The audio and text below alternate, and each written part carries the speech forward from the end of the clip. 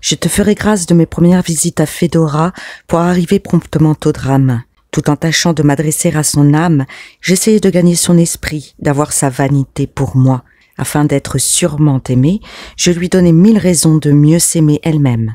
Si d'abord, animée d'une volonté ferme et du désir de me faire aimer, je pris un peu d'ascendant sur elle, bientôt ma passion grandit. Je ne fus plus maître de moi, je tombais dans le vrai, je me perdis. Je devins éperdument amoureux.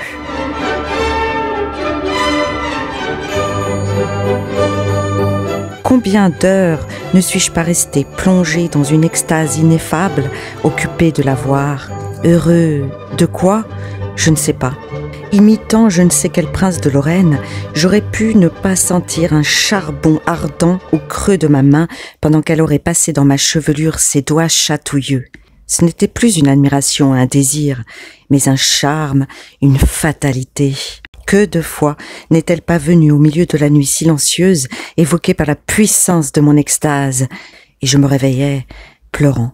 Un jour, après m'avoir promis de venir au spectacle avec moi, tout à coup, elle refusa capricieusement de sortir et me pria de la laisser seule.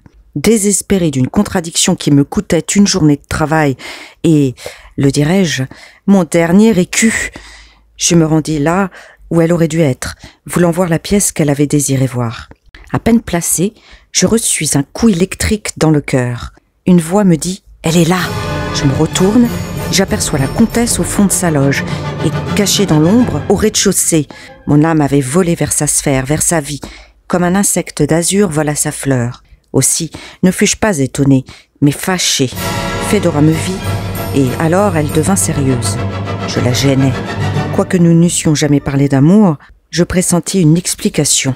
Je ne lui avais point encore dit mon secret, et cependant il existait entre nous une sorte d'entente.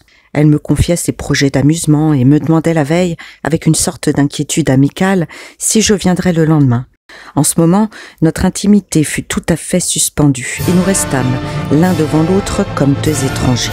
La comtesse était glaciale, et moi dans l'appréhension d'un malheur. « Vous allez m'accompagner ?» me dit-elle quand la pièce fut finie. Le temps avait changé subitement. Lorsque nous sortîmes, il tombait une neige mêlée de pluie. La voiture de Fedora ne pouvant pas arriver à la porte du théâtre, un commissionnaire étendit son parapluie au-dessus de nos têtes en voyant une femme bien mise obligée de traverser le boulevard. Quand nous fûmes montés, il réclama le prix de son bon office. Je n'avais rien, j'eusse alors vendu 10 ans de ma vie pour 2 sous. Tout ce qui fait l'homme et ses 1000 vanités furent écrasés en moi par une douleur infernale. Ces mots, « Je n'ai pas de monnaie, mon cher », furent dits d'un ton dur qui parut venir de ma passion contrariée, dit par moi, frère de cet homme, moi qui connaissais si bien le malheur. En revenant à son hôtel, Fedora, distraite ou affectant d'être préoccupée, répondit par de dédaigneux monosyllabes à mes demandes ou mes remarques. Alors je gardai le silence. Ce fut un horrible moment. Arrivés chez elle, nous nous assîmes devant le feu. Puis, quand le valet de chambre se fut retiré, après avoir allumé les bougies, la comtesse, se tournant vers moi d'un air indéfinissable, me dit avec une sorte de solennité. « Depuis mon retour en France, ma fortune a tenté quelques jeunes gens. J'ai reçu des déclarations d'amour qui auraient pu satisfaire ma vanité. J'ai même rencontré, je veux le croire, des hommes dont l'affection était sincère et profonde.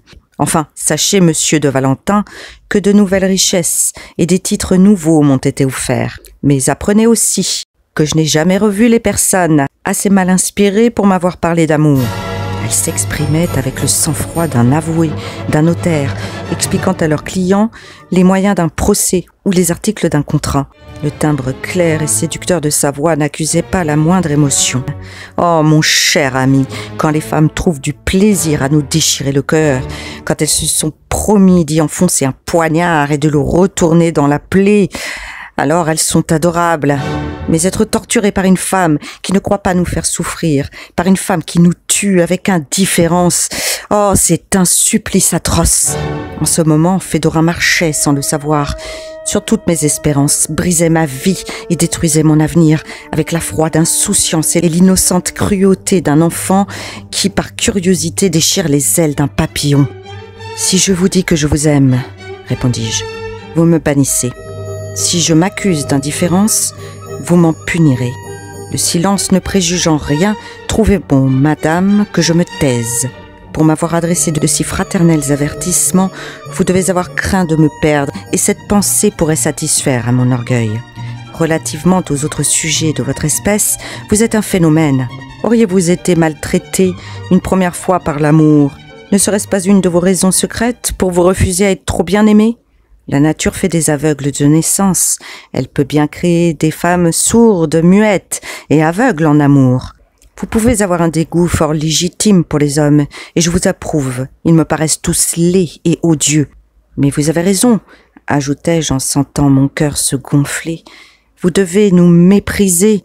Il n'existe pas d'homme qui soit digne de vous. Je ne te dirai pas tous les sarcasmes que je lui débitais, mais en riant. Eh bien, la parole la plus acérée, l'ironie la plus aiguë, ne lui arrachèrent pas même un mouvement, un geste de dépit.